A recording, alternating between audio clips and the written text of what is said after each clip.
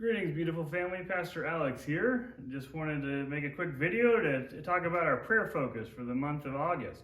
We're going to be praying as a community and as individuals for children and families in our community as they prepare to go back to school. Both Belton and Raymore begin at the end of August, and we just think it's important to be praying for our community.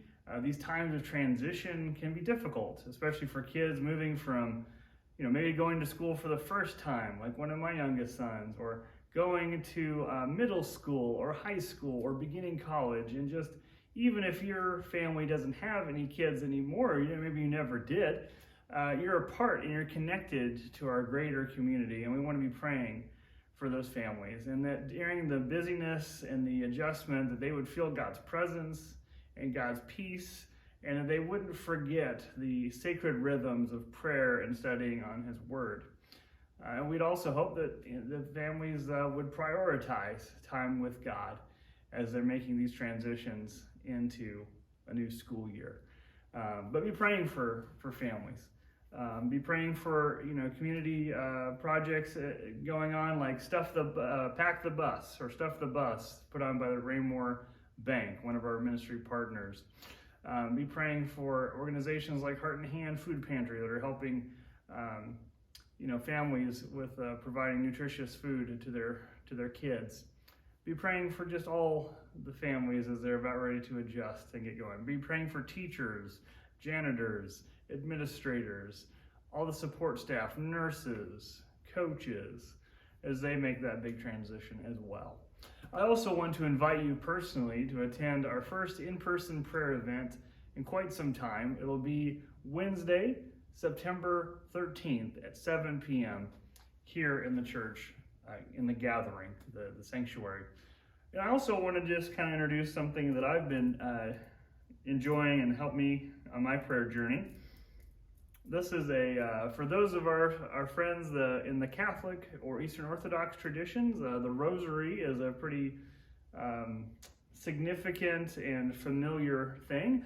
Most Protestants, though, are unfamiliar with prayer beads, and so I think it's really helpful, especially for people who have a difficult time focusing or quieting their mind. It's just a really helpful tool to help you be drawn into the presence of God as you pray.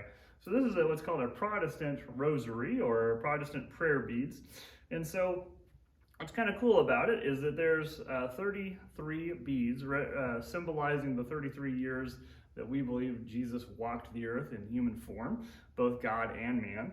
There's also a little cross, and so you begin by holding the cross in your hand and praying a prayer of focus and centering. There's an inventory and dismissory bead. And these 4 beads right here form a cross. And so these are called the cruciform, or the form of a crucifix, trying to make ourselves into more Christ-like disciples, right? And so these other beads, these 7 beads, are called the weeks. And so you can do a lot of different techniques. You can pray the same prayer again and again, and then pray a prayer that's more focused on Christ. And then you go through the rhythms, and then you end with the Lord's Prayer on the cross piece again. Or what I do sometimes is I just use these beads to symbolize, people, whether it's in our congregation or in my neighborhood, or just people that I know have prayer needs, and I just pray for that person. And it challenges you sometimes to think of this many people to pray for, 33 different people to pray for. Or sometimes you could just be saying, hey, I'm going to challenge myself to practice gratitude, so I'm going to sit here and I'm going to be thanking the Lord for different things in my life. Or maybe, there's lots of different things. This is just a great tool to have you, that I would encourage you to dabble with and experiment with, to help you draw closer to the Lord, especially in our very busy and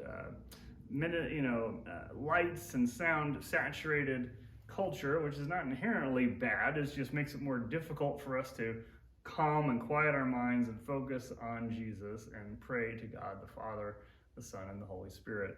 And so anyway, if you're interested in learning more about a Protestant rosary, feel free to talk to me after church on a Sunday, or hit me up in the comment section.